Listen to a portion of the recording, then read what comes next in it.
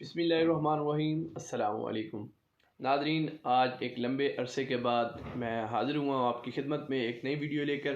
तो वीडियो दरअसल जैसे कि आपने थंबनेल के ऊपर पढ़ा होगा तो उसी से मुतालिक है आज की वीडियो। तो हो सकता है वीडियो थोड़ी सी लंबी बन जाए, इसलिए मैं आपको पहले जो मेन पॉइंट है वो बता दूं कि हुकूमत ने कुछ शराइत आयद की हैं तहरीक लब्बैक के जो अमीर हैं हाफिज़ साद हुसैन रज़वी साहब पर। उन्होंने कहा कि ये हमारी जो बेसिक हैं शराइत ये मान ले तो हम आपको रिहा कर देते हैं। काफ़ी अर्सा हो गया है उनको कैद में रखे हुए और बिल्कुल नाजायज़ कैद है। अभी उनको 2 बार रिहा भी कर दिया गया है, एक बार लाहौर हाई कोर्ट से और दूसरी बार भी गालिबन इस्लामाबाद से उन्होंने अपील की थी हुकूमत ने, यानी कि तो उन्होंने वहाँ से भी रिहाई का आर्डर दे दिया था, लेकिन रिहाई नहीं हुई अभी उनकी। तो देखा जाए तो ये 2 तरह से ये अपना जो एक वादा था उसके वादे को खिलाफ वर्जी कर रहे हैं। पहली बात तो ये है कि उन्होंने इसको रिहा नहीं किया। देखिए, कोई भी केस जब जाता है किसी भी अदालत में तो सबसे पहले वो यही बात करते हैं कि आपके पास सबूत क्या है, आपने क्यों इनको नज़रबंद किया हुआ है, किस हवाले से आपके पास ऐसा कोई भी सबूत है जिसकी बिना पर आप ये कह सकते हैं कि हमने ये सबूत है, इसकी बिना पर हमने इसको जेल में बंद किया हुआ है। तो अभी तक तो ऐसा उन्होंने कोई ऐसा किसी किस्म का कोई भी नहीं जवाब पेश किया जिससे ये साबित हो कि वाकई वो गुनहगार हैं। तो फ़िलहाल बेसिक जो मेरी हैं शराइत जो हुकूमत ने आयद की हैं वो मैं आपको आज बता दूं कि पहली बात तो ये उन्होंने कहा कि किसी किस्म की फ़िरकावारियत और मजहबी इंतहा पसंदी में मुलव्वस ना हो। ठीक है, ये आपने मेरी चीज़ें नोट करनी है, इंशाल्लाह मैं बाद में आपको इसकी डिटेल बताता हूँ। दूसरी उन्होंने कहा है कि जनाब बराह रास्त या बिलावासा आवाम की सिक्योरिटी और मजहबी मामलात में बदअमनी ना करे। ठीक है जी, ये भी आपने ज़हन में रख लेनी है। तीसरी जो बात उन्होंने बताई वो है दहशतगर्दी और फ़िरकावारी तंजीमों से ताल्लुक़ ना रखे। ये मैं आपको थोड़ा सा शॉर्ट करके बता रहा हूँ ताकि टाइम बच सके। वैसे उन्होंने डिटेल से लिखा हुआ, लेकिन मैं जो मेन पॉइंट है वो आपको बता रहा हूँ। चौथी शर्त यह है कानून नाफिज करने वाले इदारे जो हैं और मजहबी इदारे उनके साथ ताउन करें। ठीक है जी।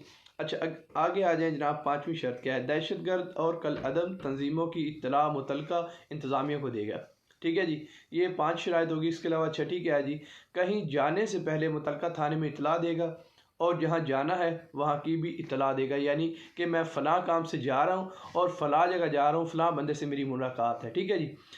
आगे 7वीं एक मखसूस मुकाम का पाबंद रहेगा जो महकमा दाखिला पंजाब में दर्ज है, यानी कि एक महकमा दाखिला पंजाब में दर्ज होगा, एक जो उनके लिए मखसूस मकाम होगा कि आप ये समझ लें कि बॉर्डर लाइन है। ठीक है जी, आप इस बॉर्डर लाइन से आगे नहीं जा सकते, ये आपके लिए मखसूस है। आगे आ जाएँ जी। वो कह रहा है कि हर हफ्ते थाने जाए और वहाँ पर हाज़िरी लगाए कि ठीक है जी, मैं आ गया हूँ, मैं आपका पाबंद हूँ, मैं आपका मुलाजिम हूँ। और जनाब थाने वाले जो हैं वो उसकी मसरूफियात पूछेंगे कि हाँ जी आपने पिछले हफ्ते क्या किया, अपना सारा रिकॉर्ड दें। और जब CTD बुलाएगा, अगर कहीं उनको शक होगा तो वो बुलाएगा और आकर उससे हिसाब किताब लेगा, तो वो हिसाब किताब बताने का पाबंद होगा। आगे है जी, किसी शख्स और कलदम तंजीम से चंदा ना लेगा और ना देगा। ठीक है जी। आगे एंड पर है जी, SHO को बताए बगैर कहीं भी नहीं जाएगा, यानी कि स्कूल में, खेल के मैदान में, थिएटर में। अभी इनका माइंड देख लें, अब मैं थोड़ा सा डिटेल में बताता हूँ आपको। तफरीह मुकाम है या इस तरह की कुछ चीज़ें लिखी हुई हैं, तो उन्होंने कहा कि इधर नहीं जाएगा। अभी सबसे पहली बात तो ये है कि ये तकरीबन 6 माह हो चुके हैं, तो अभी तक उन्होंने कोई भी ऐसा जवाज़ हुकूमत ने नहीं पेश किया जिसकी बिना पर वो उसको कैद कर रहे हो। अभी पाबंदियाँ लगा रहे हैं कि जनाब आपने तंजीमों के साथ नहीं मिलना, आपने कलअदम शख्स से चंदा नहीं लेना, आपने कहीं पर जाना नहीं है, कहीं कर जाना है तो थाने में रिकॉर्ड जमा कराना है। अरे भाई क्यों बताएं आपको, वो आपका मुलाजिम है। अभी आप ईमानदारी के साथ बताएं, आपका ताल्लुक जिस जमात से मर्जी हो। मैं नहीं कहता कि आप तहरीक लब्बैक से हों, आप नून लीग से हों, आप PTI से हों, जिससे मर्जी हो, लेकिन एक सोच कर बताइएगा। अगर किसी शख्स पर इतनी सारी पाबंदियां आयद कर दें जो मैंने आपको बताई हैं, तो क्या ये रियासत की ज़िम्मेदारी है कि वो हर शख्स पर इस तरह की पाबंदी आयद करेगा? अगर नहीं करेगा तो भी मुझे कमेंट सेक्शन में लाजमी बताइएगा। तो ये सब हरकत देखकर मुझे नहीं लगता कि हुकूमत इस वक्त कुछ ज़्यादा देर टिकेगी।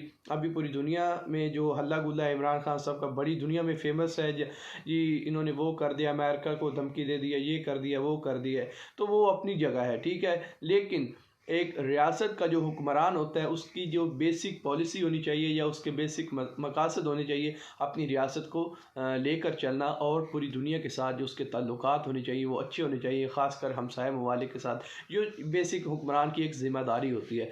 लेकिन अगर इसके बावजूद अगर वो तंग करना शुरू कर दे अपनी ही रियासत के लोगों को, तो क्या ये सही बात होगी? और दूसरे नंबर पर एक वो रजिस्टर्ड शुदा जमात है, वो कहीं भी अगर मिसाल के तौर पर धरना दे तो इनका कहना है कि अगर वो कहीं मैदान सजाए तो इनका कहना है कि वो हमें इत्तला दे और हमसे इजाज़त ले।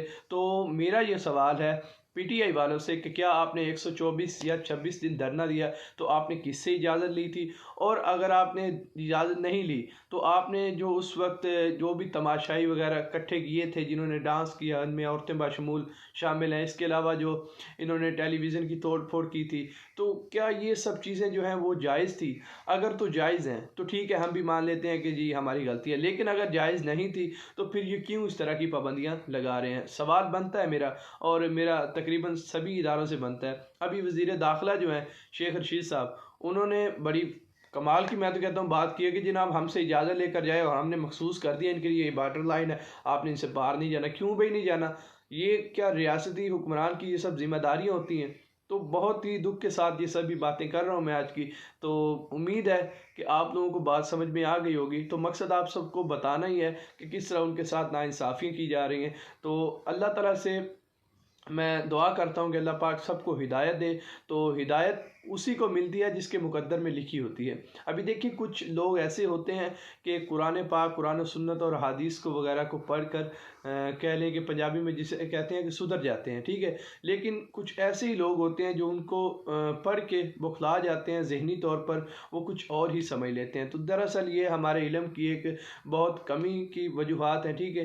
तो अल्लाह पाक हमें सबको हिदायत दे। तो मकसद आप लोगों को बताना ये था कि हमारा तमाम लोगों से ये मुतालबा है, जितने भी सरकारी इदारे हैं, और ये सब बात नोट फरमा लें कि प्लीज़ हाफिज़ साद हुसैन रज़वी को इन तमाम पाबंदियों के अलावा ये जो पाबंदी उन्होंने लगाई है इन सब को ख़त्म करें और उनको रिहा करें। अभी तक कोई भी उनके ख़िलाफ़ किसी किस्म का कोई जवाब ये पेश नहीं कर सके जिससे हम ये मान लें कि वाकई उनका कुछ ना कुछ कसूर बनता है। तो इतने दिनों में अगर वो जवाब पेश नहीं कर सके तो बिला वजह उनको इधर बंद करना ये सब नाजायज़ है। तो उनसे अपील है कि इन सबको रिहा किया जाए। तो ये था आज का हमारे एक छोटी सी वीडियो का खुलासा। उम्मीद करता हूँ वीडियो पसंद आई होगी। तो चैनल को सब्सक्राइब भी कीजिएगा और घंटी के बटन को दबाइएगा ताकि नई आने वाली अपडेट आप तक मिलती रहे। तो मिलते हैं इंशाल्लाह एक नई वीडियो के साथ। आप मुझे दीजिएगा इजाज़त। अल्लाह हाफिज़।